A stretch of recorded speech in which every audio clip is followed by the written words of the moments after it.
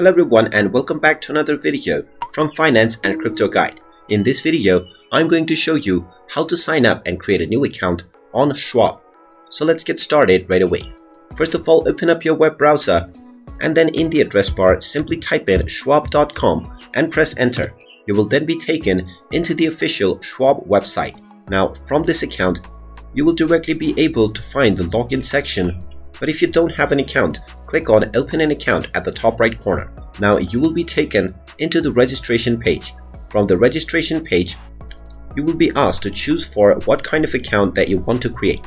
Simply click on your account that you want, and then you will end up within the account opening page. Now simply scroll down and click on the Get Started button, and now you will be asked to enter your personal information. Type in your first, your middle, and your last name, followed by your suffix, which is optional. Then select whether your current home address. Now select whether your current home address is in the United States, Puerto Rico, or the US Virgin Islands. After this, enter your date of birth, followed by your social security number. Finally, enter your email address, followed by your phone number, and then click on the Continue button. After clicking on Continue, you will need to pass through regulatory checks and also provide few other remaining personal and private information.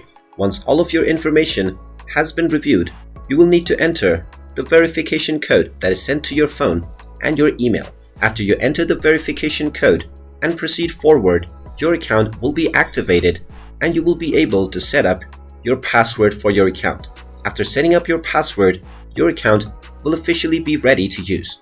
And now you can use your newly set up credentials to log into your account on the Schwab website. And there you have it. That is how easy it is to sign up and create a new account on the Schwab website. If you find this video helpful, make sure you hit that like button and subscribe to our channel if you haven't done so already.